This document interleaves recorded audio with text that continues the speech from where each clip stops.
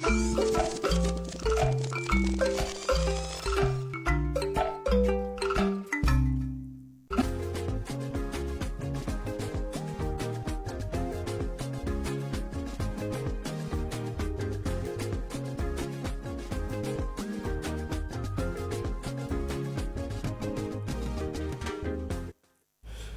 virage de l'émission Bonjour le Faso sur les antennes de Saval TV. Nous sommes le 24 juillet 2026.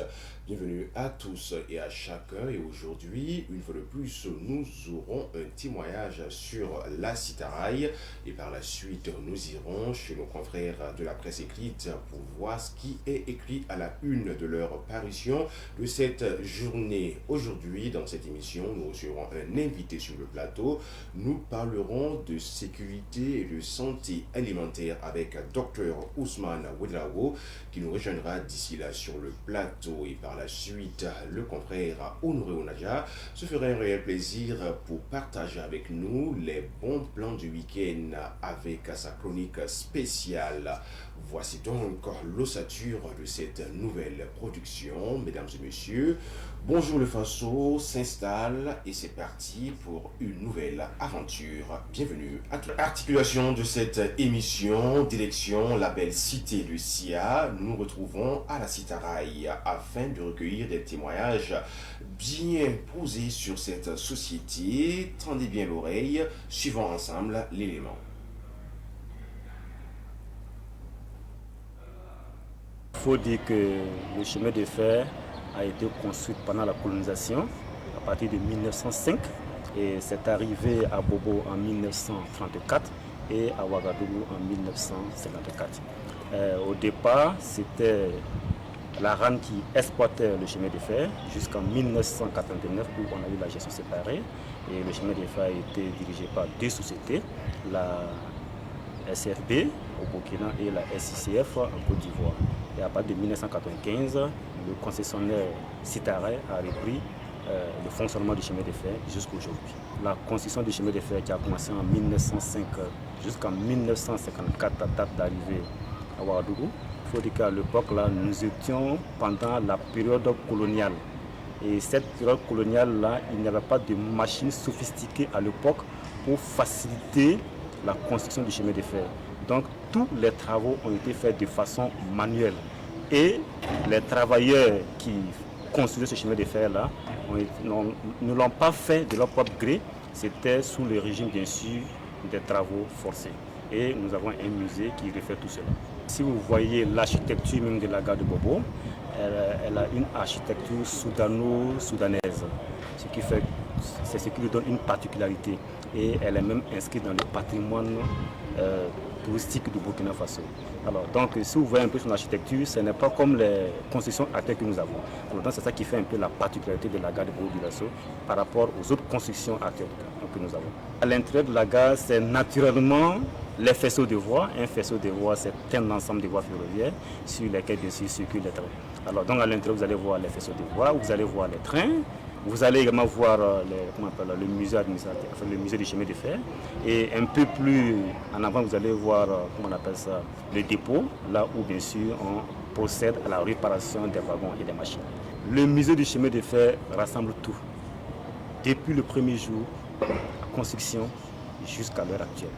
Donc l'historique du chemin de fer y est. Le commencement de l'exploitation du chemin de fer, c'est-à-dire à partir de 1954 jusqu'en 1989, qui était exploité bien sûr par la RAM. On a des images qui reflètent cela. Et de 1995 également, c'est-à-dire la date à partir de laquelle Citaraï a pris le relais, jusqu'à aujourd'hui, vous avez des images qui essaient d'illustrer l'ensemble de ces opérations. Effectivement, lorsque vous venez au chemin de fer, particulièrement à la gare de Bobo-Dioulasso, vous allez voir une esplanade. C'est là où les bus même de la Sotracoga, et cette place est appelée bien sûr la place Tiefo Amoro. Il y a certainement une histoire entre M. Tiefo Amoro et bien sûr la construction de ce chemin de fer.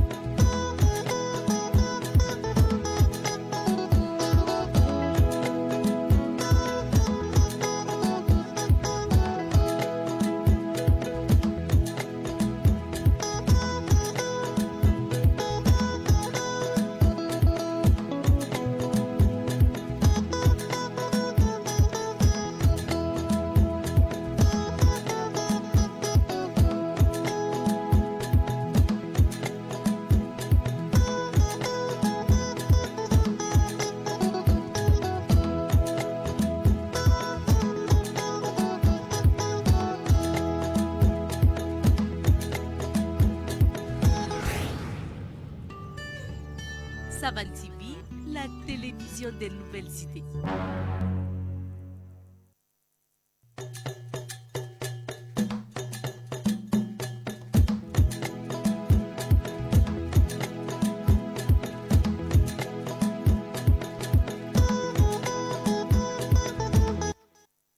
Nous poursuivons l'émission Bonjour le Faso. Cette fois-ci, la page consacrée à la revue de presse El Hadja Amadi Adamassour est bien installée. 24 juillet 2026, El Hadja Amadi Adamassouro, qu'est-ce que l'actualité nous réserve par le biais de la presse écrite? Bonjour Francis, bonjour à toutes et à tous. Et nous commençons rapidement par le journal Les Quotidiens. À la une des quotidiens, tournoi IFOAB U20 qualificatif pour la CAN 2027. 25 joueurs convoqués par Oscar Barrault pour l'expédition en terre ivoirienne. Contrôle des bâtiments et des travaux publics. Fin du monopole du LNBTP. C'est bien sûr allé dans le compte-rendu du Conseil des ministres. C'est agi de Tengango, un patient ivoirien opéré du cœur avec succès. Digne d'intérêt, lutte contre la consommation de stupéfiants. 10 individus interpellés en flagrant délit dans la zone des ACAM. Escroquerie financière, le ministre de l'économie appelle à la plus grande vigilance. Burkina Faso, l'exportation de la farine des céréales de nouveau autorisée. Championnat d'athlétisme U18 et U20. Début de la compétition, c'est samedi 25 juillet au stade du 4. Poursuivons notre randonnée avec la presse burkinabé, cette fois-ci avec les journaux L'Observateur Palga. À la une de l'Obs, lutte contre la consommation de stupéfiants, 10 individus pris en flagrant délit. Digitalisation de la Carrefour, la retraite sévit désormais en ligne. Conseil des ministres, un budget rectificatif en hausse pour soutenir l'économie et l'agriculture. BTP, libéralisation et encadrement du contrôle qualité. Coopération États-Unis-Arabie Saoudite, l'accord sur le nucléaire qui interroge sur la paix. Une lettre pour l'AI, expansion Chambi Holding Finance, un pas des géants de 50 milliards de francs CFA. Pris la main dans la caisse des frais de scolarité. Encore une prouesse chirurgicale à Tenk de Banfoura, un voleur de moutons dans les filets de la police. Cannes féminine Maroc 2026, les étalons d'âme pour une nouvelle histoire. Terminons par le journal Le Pays. À la une du pays, l'ancien ministre Yeroboli aux éléments de la 57e promotion de l'ENP. Sans intégrité, l'uniforme cesse d'inspirer la confiance. Fin des initiatives individuelles de solidarité sur le net au Burkina. Protéger les dons sans donc décourager les élans du cœur. C'est agi de Tengango, un triple pontage coronalien réalisé avec succès. Conseil des ministres, un budget rectificatif en hausse pour soutenir l'économie et l'agriculture adopté. BTP, libéralisation et encadrement du contrôle qualité. Mystère et psychique et spirituel, le passé n'a d'autre pouvoir sur nous que celui que nous lui cédons, selon bien sûr Roch Bakiono. Semaine des Pocos, des astuces pour mettre en place de bonnes habitudes numériques à la maison pour pourrir consommation de stupéfiants à Ouaga. 10 personnes interpellées. Élite U23, Jonas Poda, champion. Actu Sport, Cannes 2028, 2032 et 2036. Une nouvelle candidature en gestation. Mémorial du temps, les vieux empires en difficulté. C'est avec le journal Le Pays que nous mettons un terme à la revue de presse côté titre et nous rentrons de plein pied dans une autre partie non moins importante, celle de vous donner des sujets et nous sommes avec LH Amadi Adamassouro. Nous vous prêtons à vos analyses, à vos commentaires. Nous commençons avec le premier sujet. L'hebdomadaire Conseil des ministres qui s'est tenu hier avec des décisions prises. Nous sommes avec vous, nous parlons du budget rectificatif. Absolument, Francis. Il faut donc dire que avant même que le Conseil des ministres ne se penche sur cette question, il y avait une information qui avait été donnée par le ministre de l'économie et des finances, Dr Boubacar Nakanabo, qui disait qu'au regard du rythme de la cadence de la mobilisation des recettes, notamment au niveau des douanes et au niveau des impôts, il pourrait qu'il y ait en tout cas une rectification du budget. Cette rectification donc fait suite à une mobilisation extraordinaire des recettes. Vous savez très bien que la balance doit être établie entre bien sûr les recettes et les dépenses. Ce qui est remarquable et salutaire donc, c'est de constater qu'au fur et à mesure que nous avançons sous la révolution progressiste populaire, non seulement l'épargne nationale augmente, mais aussi les déficits se creusent et s'immiscent. On a constaté une diminution drastique du déficit au niveau donc du budget, mais aussi on a constaté que l'assiette nationale, c'est-à-dire la mobilisation nationale est de plus en plus importante. Et cela veut donc dire que nous devenons de moins en moins indépendants donc par rapport à la mobilisation de ce qu'on appelle en économie les ressources extraordinaires qui viennent donc souvent de la coopération multilatérale ou de la coopération multilatérale ou bien donc les emprunts obligataires qui sont effectivement lancés. Donc c'est dans ce cadre-là que les recettes budgétaires passent de 3400 à 3700 milliards francs CFA, tandis que les dépenses augmentent de 3900 à 4200. L'option aussi de faire en sorte que les dépenses dépassent aussi les recettes, c'est pour également donner une vision et que mobiliser encore davantage les acteurs qui sont sur le terrain pour qu'effectivement nous puissions faire des grands projets.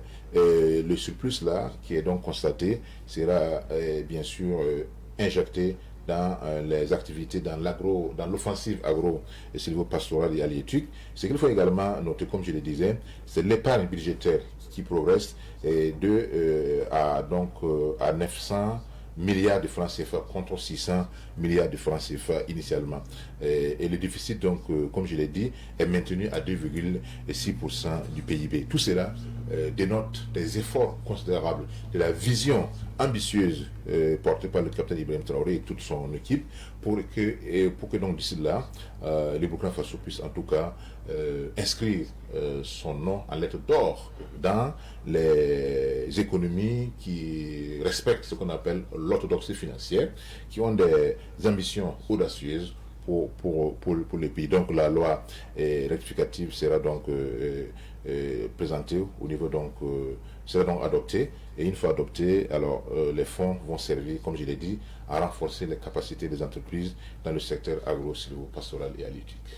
Bien dit, El Hadj Amadé Adamassouro, nous voyons d'après vos propos une forte mobilisation extraordinaire, l'épargne nationale qui est en hausse et de moins en moins nous sommes indépendants de ce qu'il convient d'appeler les emprunts obligatoires. Et les recettes passent de 3400 à 3700, des chiffres à retenir. Nous sommes de plus en plus indépendants et de moins en moins dépendants. Et de moins en moins dépendants. Okay. Voilà qui est bien dit. J'aime cette façon détatrologique. Chose. Et deuxième sujet avec vous, El Hadj Amadé Adamassouro, libéralisation des travaux de laboratoire BTP. Alors, est-ce qu'on peut en savoir plus? C'est également un des sujets importants qui a été traité par les ministres donc lors de par le chef de l'État, son premier ministre et l'ensemble donc des membres du gouvernement. C'est effectivement le secteur de BTP, bâtiments et travaux publics. Vous savez que depuis un certain temps, le pays donc connaît un boom en matière donc de construction, comme l'a dit les éléments, du moins les motifs donc du décret. Il dit que depuis 3 ans, l'intensification des travaux de construction à l'échelle nationale exerce une forte pression sur les matériaux de construction, notamment ciment, bitume, concassec, etc.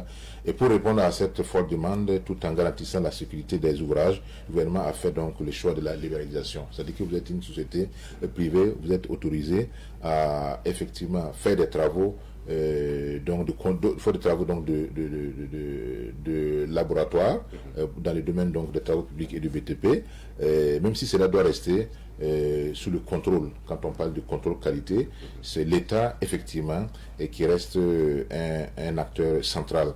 Et par le passé, c'était uniquement les laboratoires nationaux de travaux publics qui pouvaient donner même des autorisations pour effectivement pour les travaux des laboratoires, etc.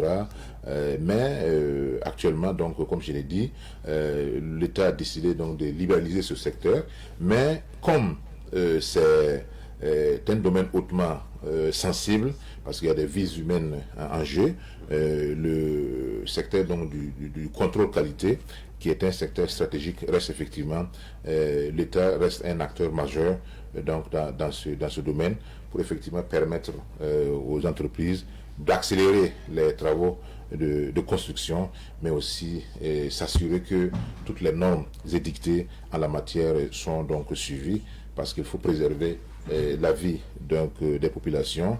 Il faut aussi effectivement travailler, accompagner l'État donc dans la construction de la nation, un projet qui est bien sûr non seulement porté par le ministère de la construction de la patrie, mais aussi l'agence Faso-Mevo qui n'est plus à démontrer.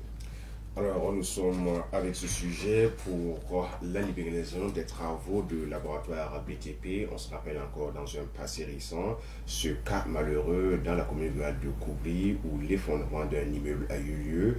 Bilan des pertes en vie humaine. Je pense que l'affaire est déjà en justice. Absolument. En attendant bien sûr le dénouement. Tout à fait. Alors, nous sommes pratiquement à la fin de la revue de presse avec El Hadj Amadi Adama Soro. Merci à vous pour votre présence. Merci. Et en guise d'information, active du moins, voilà, avec beaucoup d'activités en cours, sans oublier le camp vacances à Bouchra, où des jeunes seront imprégnés des valeurs coraniques, de sagesse et surtout de piété, sans oublier le patriotisme qui sera édicté lors de ce camp vacances, juste en 5 secondes. Absolument. Ce qu'il convient donc d'ajouter par rapport au Grand Prix Actif, nous sommes à la 6e édition, c'est que c'est une compétition qui est ouverte à toute personne qui maîtrise au moins 2 langues. Et nous comptons cette année d'abord organiser les compétitions au niveau régional, et puis maintenant la grande compétition que nous allons organiser ici à Ouagadougou, notamment au complexe pour la dignité.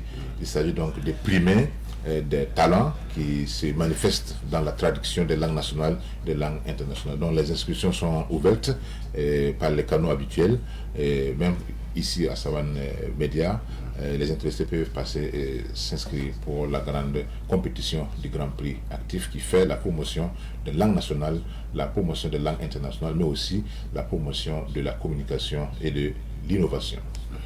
Donc, nous sommes prêts, on va s'inscrire pour ceci également, puisque vous l'avez dit, avec le prix actif pour que la langue ne soit plus une barrière. Nous allons marquer une pause avant de recevoir notre invité où il sera question de parler sécurité sanitaire des aliments avec Dr Ousmane Ouedraogo sur le plateau de Bonjour le Faso.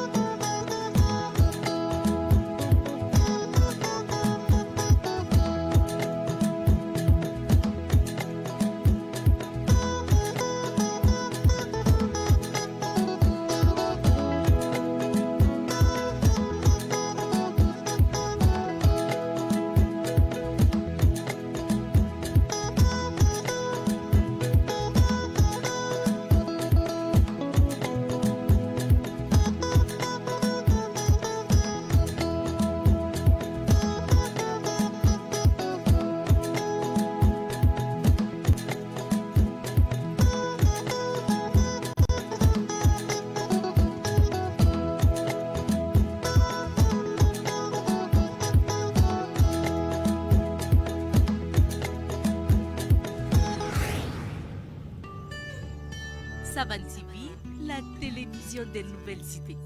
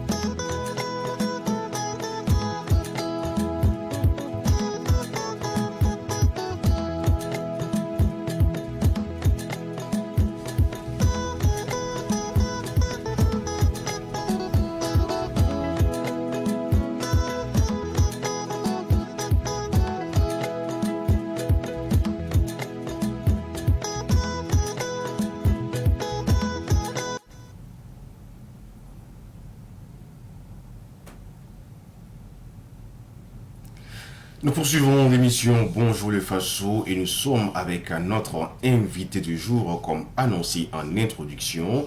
Il s'agira de parler de sécurité sanitaire des aliments, communément appelé SSA. Nous sommes avec Dr Ousmane Ouedraogo. Il est nutritionniste, ancien chercheur à l'UFR SVT de l'Université Joseph Kizerbo à Ouagadougou. Avec lui, nous parlerons d'enjeux, nous parlerons également d'état des lieux, sans oublier la restauration de rues qui court les rues ici à Ouagadougou et pratiquement dans d'autres villes, bien sûr, pour en savoir plus sur des questions sanitaires. Bienvenue, Dr Ousmane Ouedraogo. Merci beaucoup. Donc, je voulais vous remercier de m'avoir invité. Et le secrétaire technique chargé de la multisecrétaire pour la nutrition. Donc, je vous remercie pour l'avoir permis de transmettre toutes les informations liées à la nutrition. C'est un réel plaisir pour nous, d'ailleurs un devoir d'avoir des personnes ressources afin d'aborder les questions essentielles qui préoccupent les populations burkinabè. D'entre deux jeux, avant d'écrire le chapelet de nos questions, je m'en vais vous poser cette première question. Lorsqu'on parle de nutrition, ou encore mieux de nutritionniste, en quoi cela renvoie? D'accord, merci beaucoup. Quand on parle de nutrition, la nutrition, c'est une science qui porte un regard normatif sur l'apport alimentaire. Ça veut dire comment les gens doivent manger pour subvenir à leurs besoins nutritionnels et être en bonne santé, et bien vivre, bien travailler et contribuer au développement personnel et même au développement du pays où ils sont. Voilà, donc le rôle du nutritionniste, effectivement, c'est d'essayer d'appliquer effectivement ce que la nutrition demande. Voilà, c'est d'aider la population à se nourrir convenablement et manger diversifié, équilibré et pouvoir être en bonne santé et vivre longtemps. Voilà qui est bien dit, mais pour la plupart du temps, sous nos tropiques, il s'agira de manger pour ne pas que l'estomac crie. Alors vous qui êtes un spécialiste de ce domaine, quel est le conseil que vous pourriez donner à nos braves populations? Oui, en termes de conseils qu'on peut donner, j'ai déjà parlé d'alimentation équilibrée. Et pour avoir une alimentation équilibrée, il faut manger d'abord diversifié. Ça veut dire qu'on ne doit pas manger tous les jours la même chose ou bien les mêmes plats. Voilà, il faut manger, essayer de diversifier ce qu'on mange. Et quand on dit diversifier, c'est plusieurs groupes d'aliments qu'on intègre. Oui. Et le petit déjeuner, on peut prendre un aliment à base de céréales et de lait. Et bon, c'est juste un modèle, hein. Sinon on peut manger même le taux d'hier ou même les riz d'hier le matin. Et à midi, on essaie maintenant de voir quel groupe d'aliments je vais manger. Ou bien même avant midi, je peux manger quelques fruits. Ou bien prendre un jus de fruits. Et gouiller pour qu'effectivement dans le plat, qu'il y ait plusieurs groupes. Donc on peut parler de céréales, de la viande ou du poisson. Voilà. Et aussi tout ce qui est comme légumes. Et à la fin aussi, on peut prendre du jus ou bien même avant. Voilà, donc essayer que dans les 24 heures, dans notre alimentation, on puisse avoir plusieurs groupes d'aliments. Voilà. Avoir plusieurs groupes d'aliments permettra d'équilibrer son alimentation, en tout cas un conseil donné à ces personnes adeptes entre griffes de la chair animale, pratiquement tout le temps. La viande avec du piment accompagnée d'eau fraîche et la journée est gagnée. Là également, on court des risques. Oui, quand on dit de diversifier, effectivement, les gens ne diversifient pas souvent. Ils cherchent 2 ou 3 groupes d'aliments, ils exagèrent. Effectivement, pour chaque groupe d'aliments, on a des portions qu'on demande de respecter. Voilà, les portions, par exemple, pour la viande ou le poisson ou les œufs, voilà, c'est une seule portion. Voilà, donc, mais souvent, vous allez voir quelqu'un qui prend tout un poulet à lui seul, alors que le poulet, ça doit être pour 5 jours ou 4 jours en fonction du poids et de la taille de l'individu. Mais vous allez voir que quelqu'un va manger ça seul, ou bien quelqu'un se concentre pour manger beaucoup plus de céréales. Et son ventre, il n'y a plus de place pour accueillir le groupe de fruits et légumes ou bien le groupe de lait et produits laitiers. Donc, ce qui fait que on a tendance à voir qu'on soit riche ou bien on soit pauvre. Les gens ont des difficultés à diversifier. Donc, les pauvres vont aller vers les aliments qui coûtent cher et se rangent à juste prendre ces aliments, 2, 3 groupes, 4 groupes. Et de l'autre côté aussi, on va se mettre à consommer plus de céréales, donc et souvent quelques légumes. Voilà. Mais vous allez voir qu'il y a une insuffisance de consommation de produits d'origine animale, comme viande ou poisson.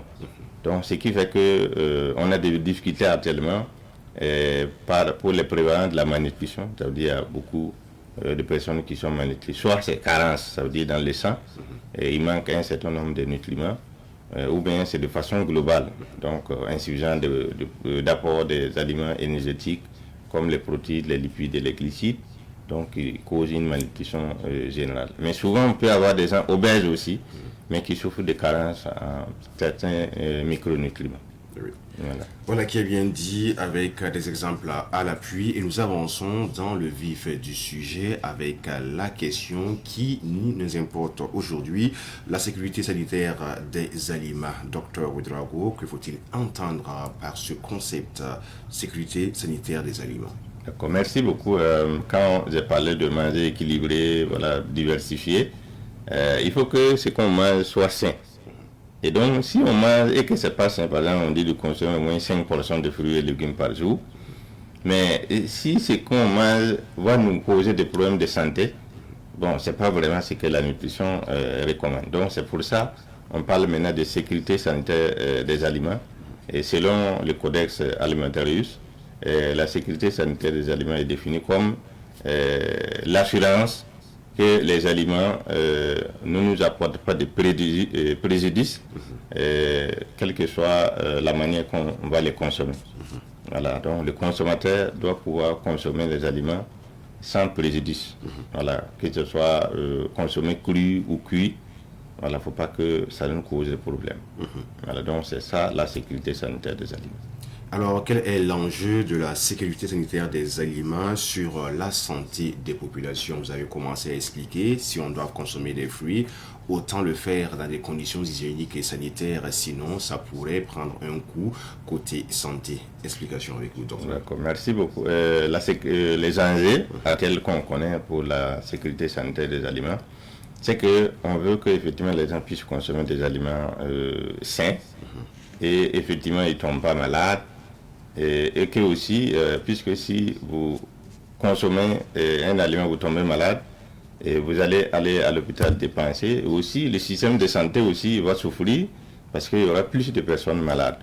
Et donc, l'enjeu tel qu'on a, c'est de pouvoir avoir des aliments sains et que les gens puissent manger sans trop de crainte et que aussi le système de santé ne puisse pas être débordé par des gens qui sont malades. Et que aussi l'économie soit l'indicateur de développement économique aussi montre une augmentation. Voilà, parce que qu'est-ce qu'on constate? On constate que dans le monde, selon l'OMS, il y a au moins 600 millions de cas d'intoxication, de maladies liées à l'alimentation impropre à la consommation. Et parmi ces 600 millions, il y a au moins 420 000 décès par an. Donc vous voyez qu'il y a même le problème de morbidité et de mortalité. Et parmi ces 420 000 décès, 30% des cas de décès concernent les enfants de moins de 5 ans. Donc c'est pour dire que le groupe cible le plus touché, c'est beaucoup plus les enfants, les femmes et les autres personnes vulnérables. Donc les enjeux sont d'ordre sanitaire, économique, social. Ordre sanitaire, économique et social avec à l'appui des chiffres alarmants, 600 millions de maladies liées à l'intoxication ou à la consommation de produits alimentaires impropres. À cela s'ajoutent 420 000 décès et pratiquement 30% de ces décès sont rattachés à ces enfants. Là, on peut réfléchir à double reprise et nous poursuivons avec une autre préoccupation. Il s'agira de savoir l'état des lieux de la sécurité sanitaire des aliments ici au Burkina Faso. Alors, y a-t-il des cas concrets de ce que vous nous avez dit depuis le début qu'on peut toucher du doigt? Oui, au niveau du Burkina Faso, en 2024, on a fait une étude, faire le tour de la ville de Ouagadougou par exemple, pour voir le respect des règles d'hygiène, etc. Mais avant 2024, il y a eu beaucoup d'épisodes d'intoxication alimentaire ou de toxi-infection alimentaire collective, ce qui nous préoccupe beaucoup quand ça touche plusieurs personnes. Il y a eu beaucoup de cas, par exemple, où on a essayé de changer les dates de péremption, par exemple, des aliments. Antidatés. Voilà. Et donc, si les gens consomment ça, ça va effectivement créer des maladies. Ce n'est pas sur place qu'on va mourir, mais avec le temps, vous allez voir le développement de l'augmentation de prévalence des maladies cancéreuses. Donc, ce n'est pas quelque chose qui tue sur place, mais d'ici là, ça peut... il y a eu des cas d'intoxication où les gens ont mangé des restes de semences, par exemple. Donc, vous voyez l'imprudence. Semences, ce n'est pas destiné à la consommation. Les gens ont mangé des aliments mal conservés et on a pris un exemple au centre-ouest où il y a eu 9 morts après avoir consommé le couscous à base de petits mil. Et je crois que dans une autre région, les gens sont allés enlever des feuilles de haricots et où on a mis beaucoup de pesticides et ils n'ont pas bien lavé. C'est bon. Normalement, ça devrait même pas être consommé. Ils ont consommé et tous ceux qui ont mangé sont morts. Donc, c'est pour dire qu'effectivement, ici aussi, on a des cas d'intoxication alimentaire collective, même individuelle, et aussi, quand on fait le tour des restaurants et autres, on voit la manière dont les gens manipulent les aliments et la façon de protéger les aliments, de préparer, de servir. Ça montre qu'effectivement, il y a un risque. Voilà que touche du doigt une réalité propre à notre quotidien ici au Burkina Faso et dans certaines villes.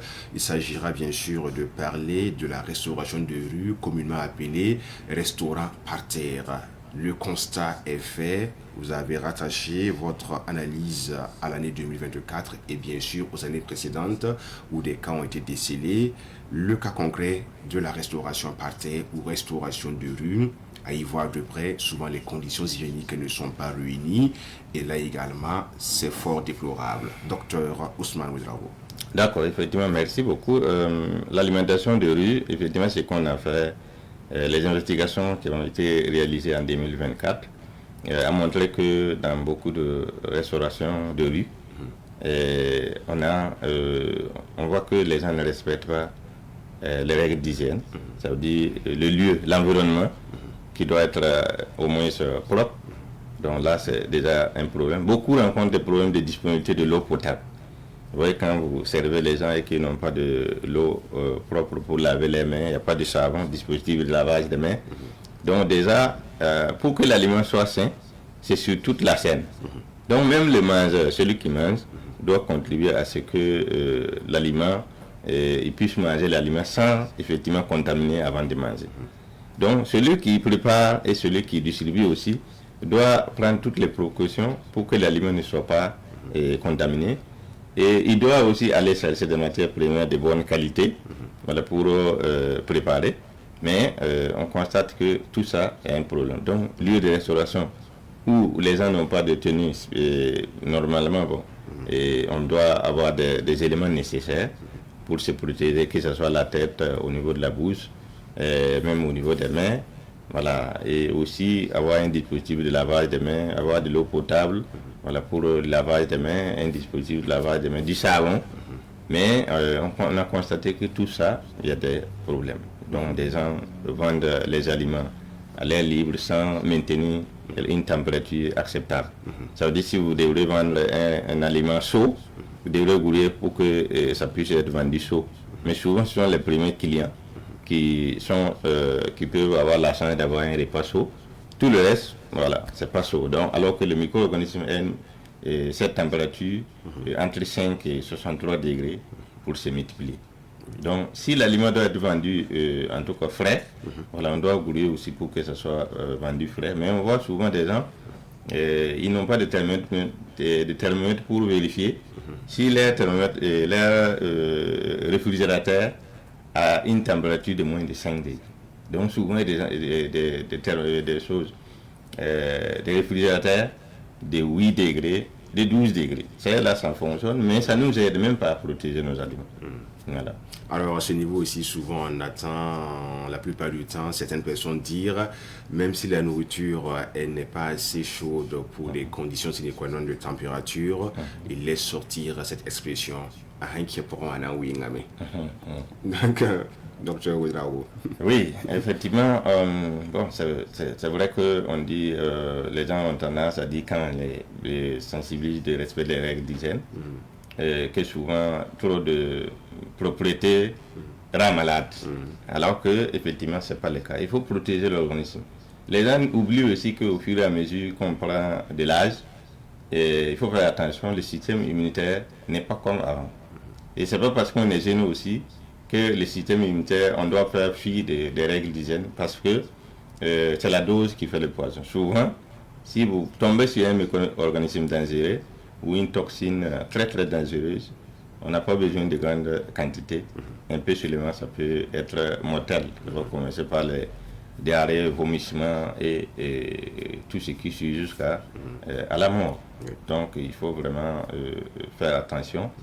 Et il ne faut pas dire que si ça rentre dans le ventre, ça va se passer. Dans le ventre ne peut pas tuer quoi que ce soit. Voilà, donc, sauf l'acidité au niveau de l'estomac, voilà, qui peut effectivement éliminer un certain nombre de micro-organismes. Mais quand c'est beaucoup, l'organisme ne peut pas. Sinon, ça, il faut le savoir.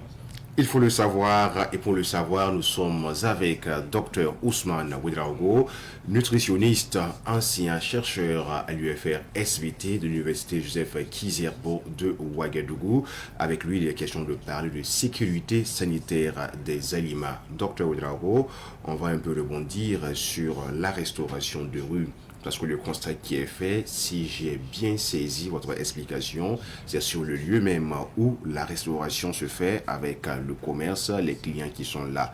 Mais si nous voulons aller un peu plus en profondeur, on va partir dès la première étape, l'achat des condiments dans les différents marchés et arts. Et mieux encore, là où la restauration se fait, c'est-à-dire la cuisine, là également, ça laisse à désirer dans des conditions pratiquement négligentes, où on coupe les condiments, peut-être dans une partie boueuse, nous sommes en pleine pluie, saison pluvieuse, et là quand tu arrives, franchement tu peux tomber des nues. On se demande si c'est pour donner à la porcherie ou bien c'est pour nourrir des personnes vivantes. Docteur. D'accord, merci, c'est ce que nous avons dit. Et, effectivement, les gens, la majorité, font fi au respect des règles d'hygiène. Et dans la sensibilisation, on dit que si vous respectez les règles d'hygiène dans le cadre de votre restauration, vous allez maintenir votre clientèle. Et donc, déjà, mais si vous ne respectez pas, c'est vous le premier perdant d'abord. Parce que les gens, ce que les gens nous disent maintenant, que les Burkinabés ont tendance maintenant de réclamer la qualité. Et quand j'ai entendu ça, j'ai dit ça c'est très bien. Parce qu'il faut que nous-mêmes, nous prenions conscience et nous réclamons la qualité. Sinon, si on ne réclame pas la qualité, on va effectivement faire les aliments sans respecter les règles d'hygiène, nous allons manger, avoir des maladies, dépenser et ne pas pouvoir se développer. Donc cela vraiment n'est pas chose. Donc on conseille aux gens d'eux-mêmes de regarder est-ce qu'on respecte les règles d'hygiène. Si vous partez à quelque part, vous voulez manger, on ne vous donne pas de l'eau pour laver les mains avec du savon. Déjà, c'est un critère qui montre qu'ici, on ne respecte pas les règles d'hygiène. Si vous voyez les gens, c'est la même main qui prend l'argent et qui enlève la nourriture pour donner, ça vous montre qu'on ne respecte pas les règles d'hygiène ici. Et vous voyez que souvent, la manière, le lieu de lavage des plats, comme vous avez dit, vous voyez que là-bas, déjà, c'est un problème. L'eau même peut passer une éternité jusqu'à ce qu'il y ait des pontes de gîte lavées. C'est ça. Donc déjà, le client doit pouvoir regarder un certain nombre de pratiques pour pouvoir ne pas s'exposer. Voilà, on n'a pas dit que vraiment on peut pas n'importe où. Ça veut dire partout, il y a des lieux où on est 100% sûr, mais il faut au moins amoindrir les risques. Amoindrir les risques. Et là également, on parlait de cette façon de voir les choses, ce qu'il convient d'appeler la base sur laquelle vous évaluez la sécurité sanitaire des aliments. Y a-t-il un canevas à suivre lorsque vous arrivez dans un restaurant de rue pour faire le constat, vous dites, à travers certaines notifications, ici c'est propre, ici il faut revoir la copie. D'accord, merci beaucoup. Au niveau national comme international, il y a des référentiels qu'on utilise pour effectivement faire la vérification du respect des normes. Donc, d'abord, vous avez parlé de la définition du codex alimentarius. Mais au niveau national aussi, effectivement, on a des outils qui nous permettent de faire la vérification. Je crois que dans les mois de juin, même c'est moi, de juillet, on était à Bobo pour un atelier de renforcement des capacités de ceux qui font l'inspection. Et nous avons fait même des exercices pratiques sur le terrain, utiliser les guides là pour passer dans les restaurants et puis administrer et revenir en salle et puis partager les expériences. Donc, des guides qui nous permettent, et ces guides prennent en compte plusieurs éléments. Voilà, d'abord, il y a le lieu, le lieu de restauration. Il y a un certain nombre de critères qu'on regarde. Voilà, est-ce que c'est le mur, par exemple, c'est propre, est-ce que c'est lavable, surtout le lieu de préparation. Voilà, donc les toilettes d'araignée et autres, on regarde ça. Et aussi au niveau de la cuisine, l'énergie utilisée et aussi le personnel. Voilà, est-ce que le personnel a en tout cas une tenue qui permet de protéger les repas, le stockage, les lieux de stockage des matières premières, s'il y a un magasin, est-ce qu'il y a des palettes, etc. Et s'il n'y a pas de toiles d'araignée et autres. Et aussi les lieux de service. Voilà, donc est-ce que c'est séparé? Parce que souvent, c'est là où on prépare le concert. Donc, c'est ce qui montre que les choses, il peut y avoir des contaminations croisées. Là où on dépose la matière première, produit fini, tout est le même lieu. Donc, ça laisse à désirer. Donc, après ça, nous avons aussi la matière première qu'on regarde, sa qualité, les dates de péremption, les dates d'utilisation optimale. Donc souvent, les gens ne respectent pas tous ces éléments. Et les lieux où les clients peuvent s'asseoir, est-ce qu'il y a des dispositifs de lavage de mains au lieu de là où il y a les clients, et aussi là où on prépare, s'il y a un dispositif de lavage de mains. On regarde aussi s'il y a des toilettes, parce qu'on sait qu'on ne peut pas travailler durant 5 et 6 heures sans vouloir faire ses besoins. Là aussi, c'est le comble. Si on voit qu'il n'y a pas de toilettes aussi. Et aussi, comment on entretient ces toilettes, on vérifie tous ces éléments. Et aussi, s'il y a des emballages utilisés, on regarde aussi la qualité des emballages. Parce que souvent, les emballages aussi nous posent des problèmes. On peut tout faire et aller mettre dans un emballage qui va effectivement rendre l'aliment impropre à la consommation. Donc, il y a plusieurs critères qu'on regarde pour pouvoir apprécier si les normes sont respectées. Voilà.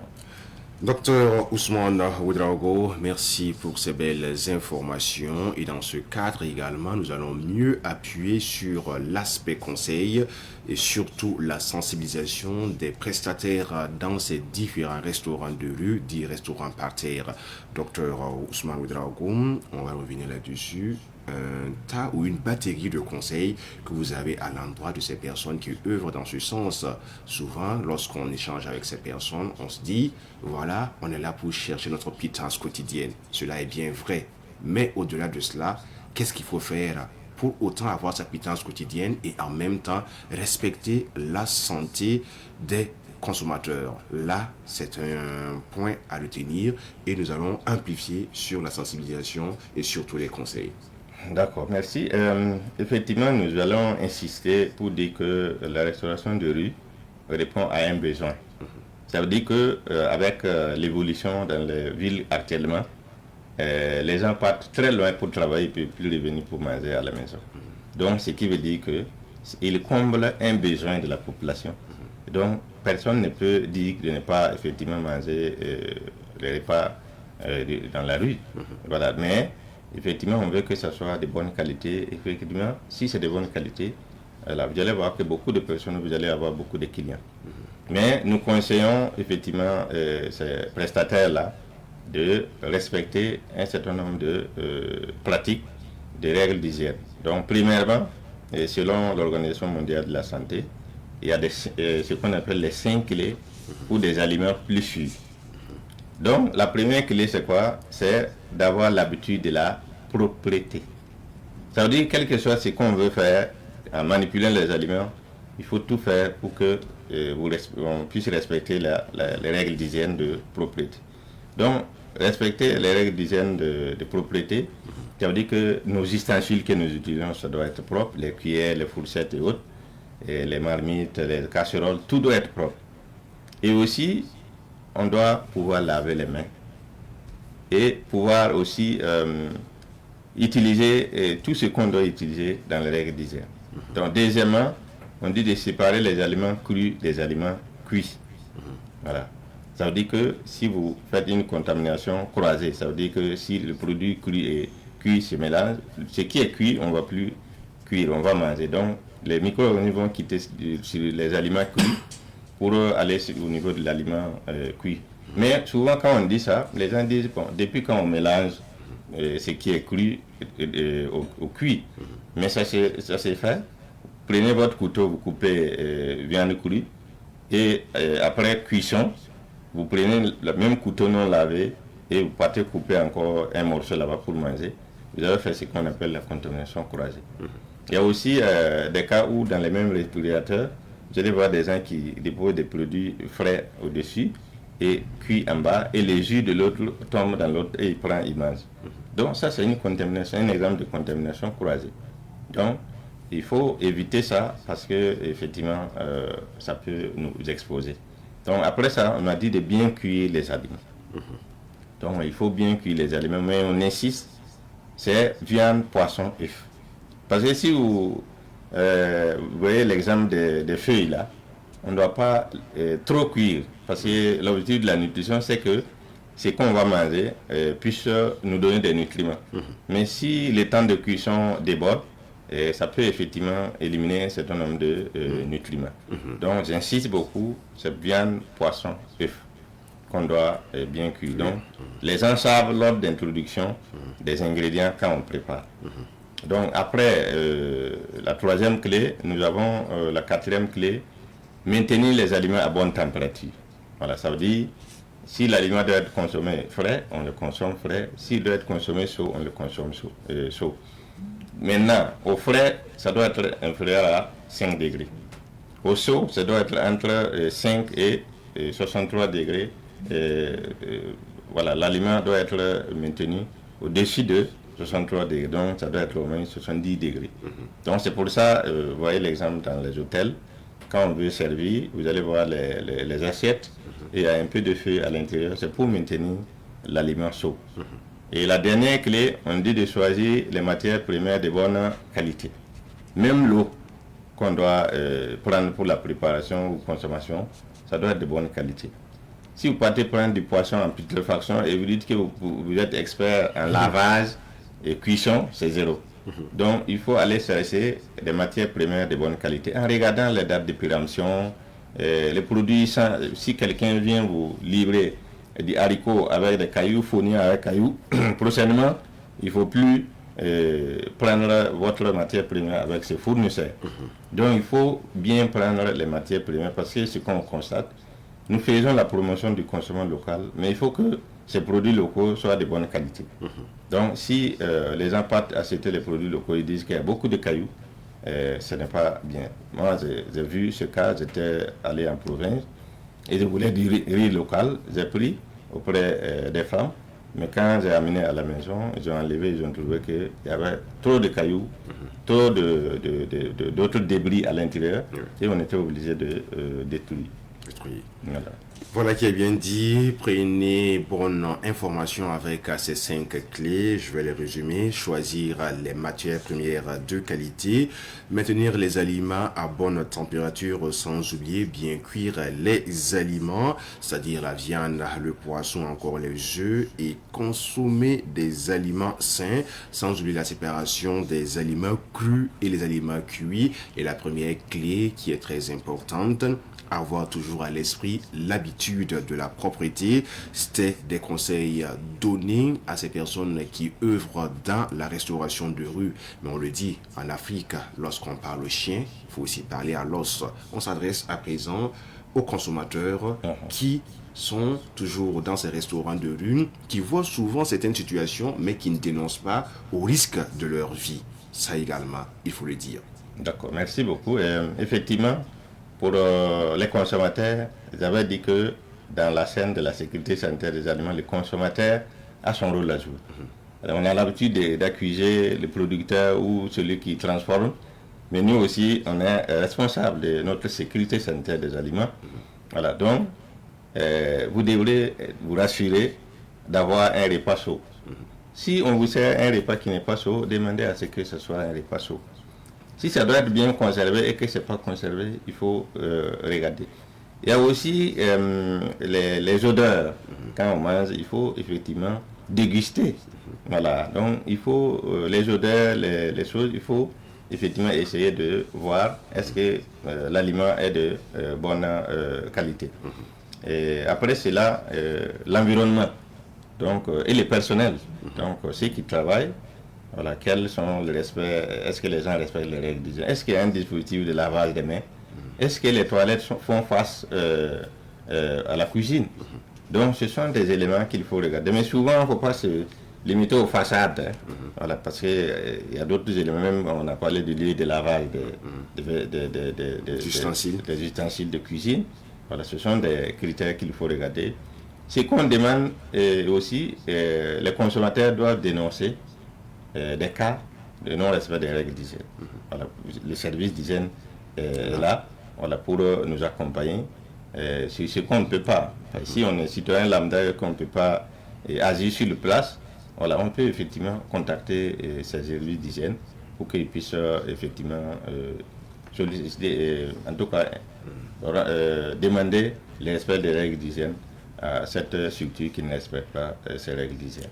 Docteur Ousmane Ouedraogo, nous sommes toujours avec vous. C'est la fin pratiquement de l'entretien, mais on va se quitter avec une petite information complémentaire, parlant bien sûr des mesures ou des actions entreprises par les acteurs gouvernement, partenaires techniques et financiers, sans oublier la société civile. Nous vous accordons pratiquement 1 minute et 20 secondes. D'accord, merci beaucoup.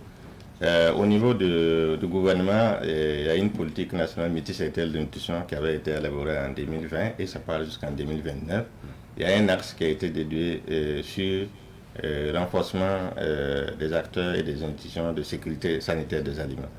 Et sur cette base, effectivement, les structures de contrôle auront des appuis voilà, pour pouvoir sortir et les outils nécessaires pour pouvoir faire les analyses et puis faire le travail. Le renforcement des capacités de formation, ce qui fait que, je crois, dans fin juin, nous avons fait la formation des restaurateurs sur les bonnes pratiques d'hygiène et des bonnes pratiques de fabrication. Donc cela a été assuré entre les secrétaires techniques chargés de la multisectorialité pour la nutrition et avec l'appui de la FAO. Et nous avons aussi les services d'hygiène, voilà, la mairie, voilà, qui fait les sorties, voilà, pour effectivement demander les respect des règles d'hygiène, et que ce soit dans la ville comme en campagne. Effectivement, même le ministère de l'Agriculture a des structures de contrôle des matières premières qui rentrent au Burkina, et donc et aussi les services vétérinaires. Voilà, il y a une structure qui s'occupe du contrôle de la qualité des produits d'origine animale. Donc tout ça ensemble, et je crois qu'en 2025, il y a le PNURISA, donc le Plan national d'urgence pour la sécurité sanitaire des aliments, où on a fait un test. En cas d'intoxication, on peut activer ces réseaux-là et puis orienter les gens. Un travail très noble abattu ici au Burkina Faso par ces personnes qui ont décidé de faire de la nutrition leur cheval de bataille. Ils sont nutritionnistes, elles sont nutritionnistes, œuvrant chacun et chacune dans un domaine bien précis pour la santé sanitaire des aliments et également préserver certaines situations déplorables au niveau des populations. Merci à vous, Dr Ousmane Ouedraogo. Vous êtes nutritionniste, ancien chercheur à l'UFR SVT du côté de l'université Joseph Kizerbo de Ouagadougou, ici au Burkina Faso. On vous dit merci pour votre présence. Merci. On va vous retrouver très prochainement, toujours avec de belles informations à partager avec les populations. À vous, chers prestataires de la restauration de rue, prenez les dispositions nécessaires pour prévenir certains dangers. Soyez en adéquation avec les règles et normes hygiéniques, en respectant bien sûr ce qu'on appelle les normes codex alimentaires. On a beaucoup appris avec vous, docteur, et surtout les 5 clés qui sont édictées par l'OMS sur la sécurité sanitaire des aliments. Restez avec nous, la suite c'est avec la sécurité routière. On vous retrouve dans quelques instants pour un entretien. Question de savoir également ce qu'il faut faire lorsqu'on mange sain. Également, il faut avoir des conditions sécuritaires lorsqu'on est sur la route. Et là, ça va de pair, virgule.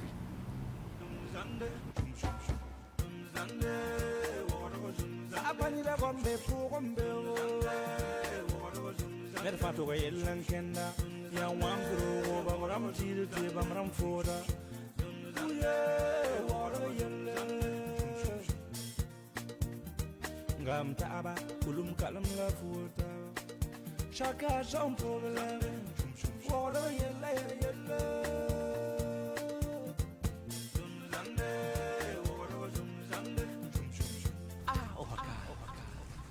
Mademoiselle Raissa Pamiari. Oui, présente. Vous êtes née le 3 septembre 2000. Oui. Vous êtes étudiante en économie. Oui. Connaissez-vous Monsieur Ziabo Alidou ici présent?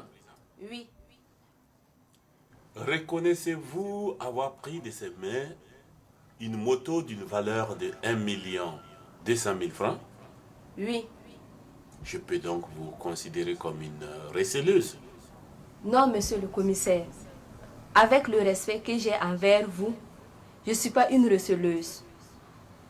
On a fait un échange marchandises. Échange marchandises? De quelle marchandise il s'agit? Ça ne vous regarde pas. Du calme. Hein? Est-ce que vous savez que je peux vous faire conduire devant le procureur? Monsieur Ziavo Alidou. Oui, monsieur. Comment vous faites pour détourner autant d'argent? Non, monsieur le commissaire. L'argent que j'ai prélevé n'était pas destiné à une dépense précise. C'était de l'argent qui flottait. De l'argent qui flottait? Oui.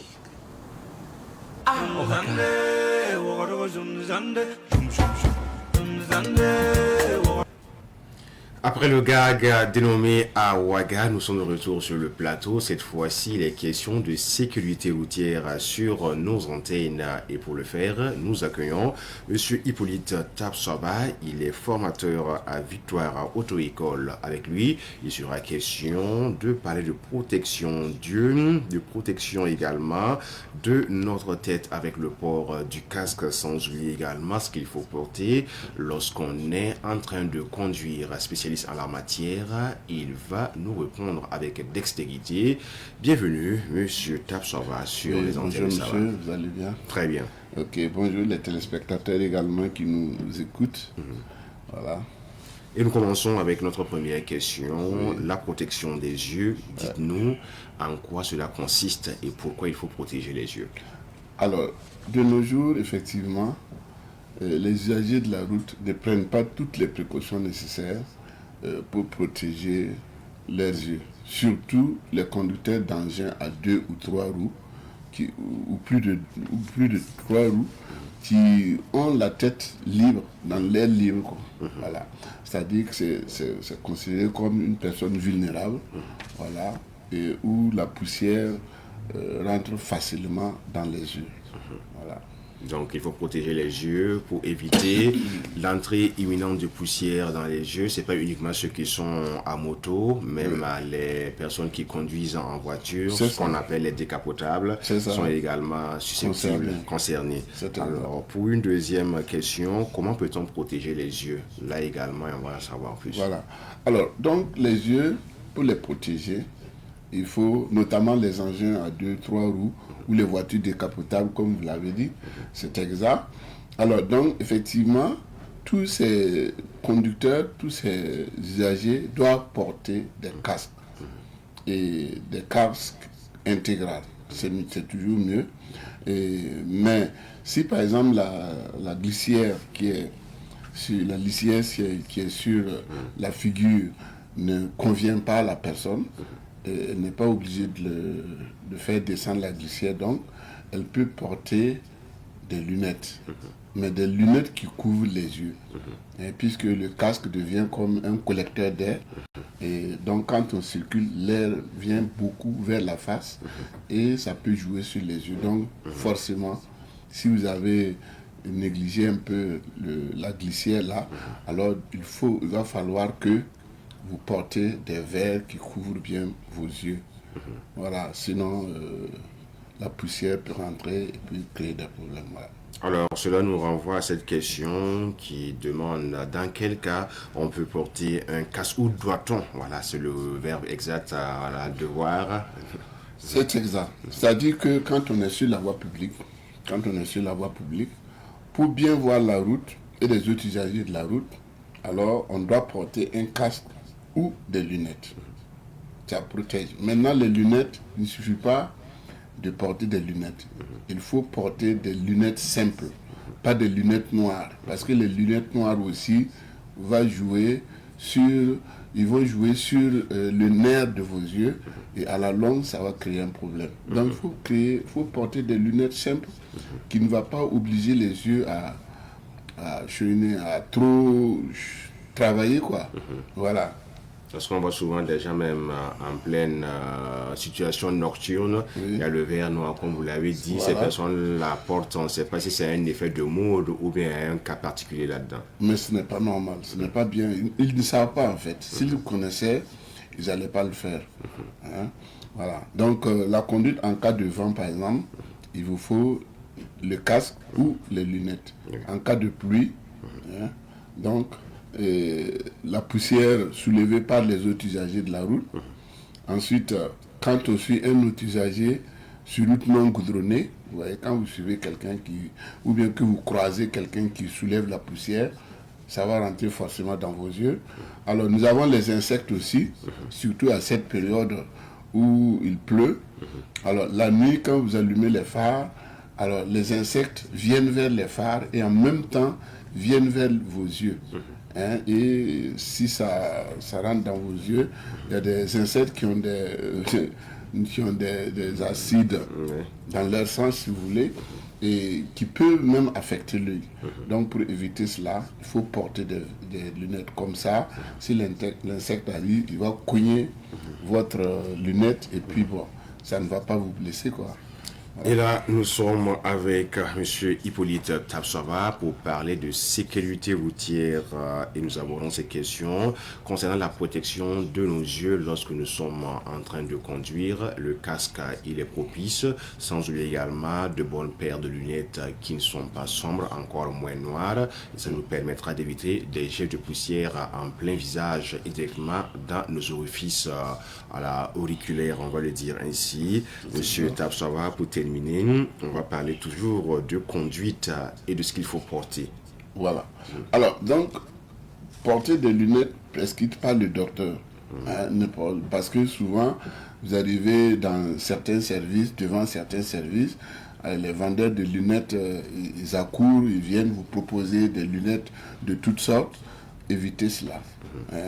Il faut aller voir le médecin qui va vous prescrire des lunettes qui vont avec vos yeux. Et comme ça, il n'y a pas de risque. Voilà. Et ensuite, parce que le docteur peut vous prescrire des verres correcteurs ou bien des verres de contact. Des verres correcteurs, c'est pour corriger vos yeux de loin ou de près. Mais les verres de contact, c'est pour atténuer un peu la lumière des autres usagers, surtout la nuit. Alors donc, si vous l'avez sur votre permis, alors vous êtes obligé de porter ça à tout moment. Mais si vous avez par exemple les verres de contact, vous n'êtes pas tenu de porter ça à tout moment. C'est lorsque il fait nuit ou bien lever du soleil ou tomber du soleil que vous avez besoin de porter ça. Mais sinon, le reste du temps, on ne porte pas. Alors, nous avons aussi, éventuellement porter des lunettes claires, comme je l'ai dit, et éviter les lunettes noires. Je répète encore, il faut éviter les lunettes noires. Parce que les jeunes ne savent pas ce que ça vaut. Mais c'est à partir de 45-50 ans qu'ils vont voir que ce qu'ils ont fait précédemment n'était pas bien pour les yeux. Voilà. C'est bien noté et l'expert nous donne des conseils bien avisés sous son leadership éclairé en matière de sécurité routière, une expérience pétrie depuis plusieurs années et il est formateur à Victoire Auto-École. Nous sommes pratiquement à la fin, un petit mot avant qu'on reçoive notre confrère Honoré Onaja. Alors, protéger les yeux, c'est protéger la vie. Sans yeux, on ne peut rien faire. Donc il faut les protéger de manière à ce que vous puissiez vieillir avec vos yeux.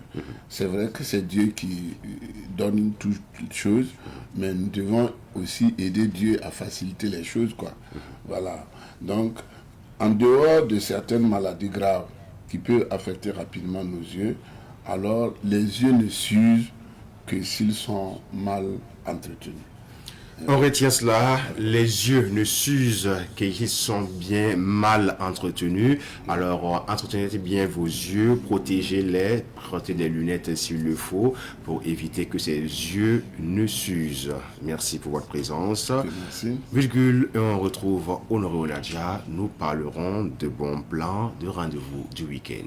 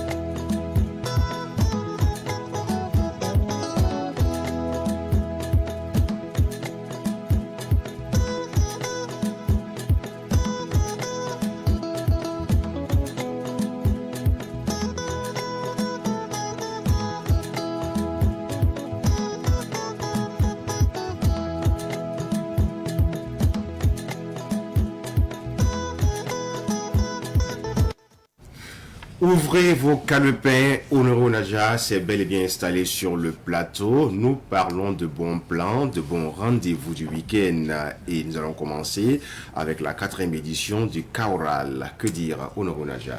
Bonjour à toi Francis, bonjour aux inconditionnels de cette émission, bonjour le Facho. Nous sommes vendredi, aujourd'hui nous allons leur souhaiter un Juma Moubarak et voilà, souhaiter que le bon Dieu nous permette tout un chacun de nous de semer cette graine de l'amour dans le cœur des Burkinabés pour contribuer à un retour de la paix. Parlant justement de la 4e édition du Kawaral, entendez par là le rassemblement de la jeunesse, un rassemblement d'ailleurs qui va ouvrir ses portes ce soir, du côté bien sûr de la belle cité de Tampuy, précisément au terrain Miramar de Tampuy. Et nos activités vont se mener, vont d'abord débuter ce soir pour continuer leur bonhomme de chemin jusqu'au dimanche, pour le plaisir de toutes ces personnes-là qui vont effectuer le déplacement. Et pour ta gouverne, pour cette 4e édition, le thème qui a été retenu est le suivant, Ma patrie d'abord. Et parlant de patrie, des artistes également émérites de Burkina Faso ont décidé d'apporter leur contribution pour la bonne marche de cette 4e édition, mais également pour le rayonnement de notre culture. En témoigne la présence effective de Flobi, le nom Naba. Digo Fils sera des nôtres, Natou Baswidga sera de la partie. Sans oublier Grand Docteur, celui-là qui ne marche pas ses mots. MC Blo sera de la partie. Tommy, ce prodige de la musique burkinabé, sera de la partie.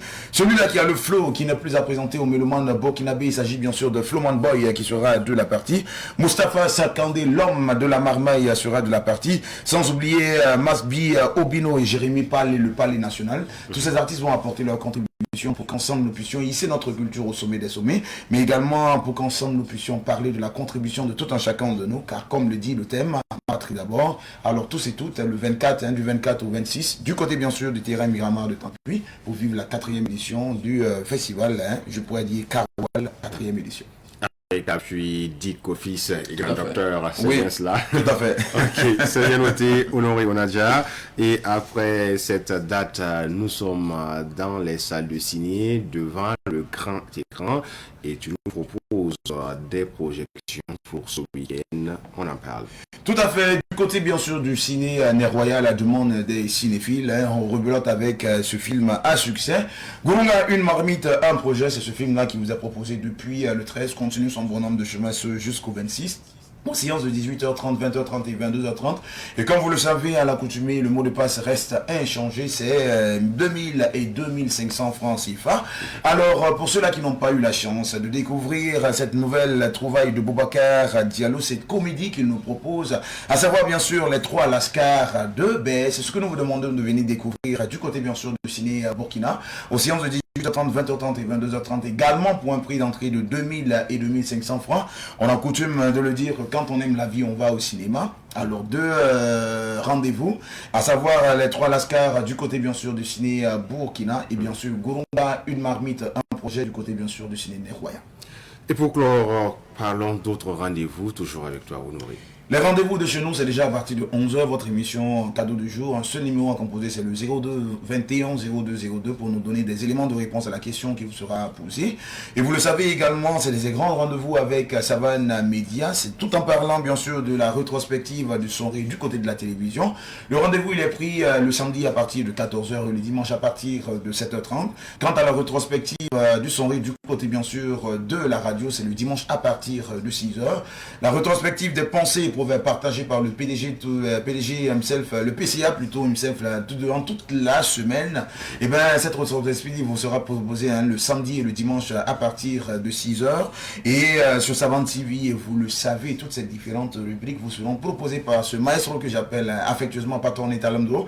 Il s'agit de Barthélemy Cabré qui se fera le plaisir de vous présenter ces différentes rubriques. Savane également, c'est ce grand rendez-vous de l'information avec votre émission 100 minutes pour comprendre sur l'ensemble du média.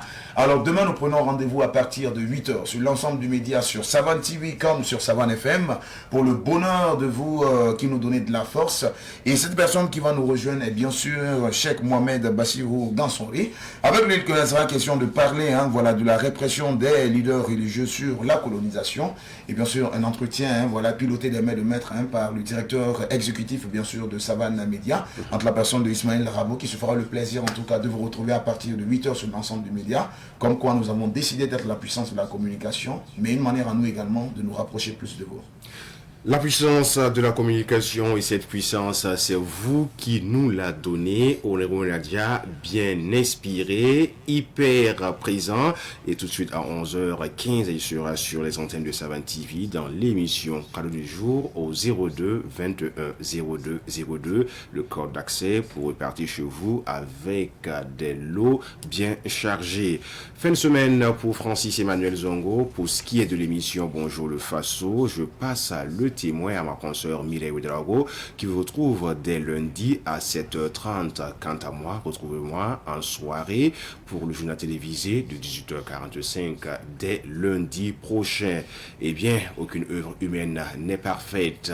Autant essayer que de croiser les mains et dormir sous ses lauriers. On reste toujours ensemble pour le plaisir et la passion qui nous anime. Merci à toi Honoré. Merci à la grande famille Savane Média pour tout ce que vous faites pour notre télévision et bien sûr la radio Savane FM. On va se retrouver très prochainement, toujours avec cette passion. On se quitte avec cette belle pensée. C'est sur les ruines de l'échec que pousseront toujours les fleurs du succès. Vas Vidania.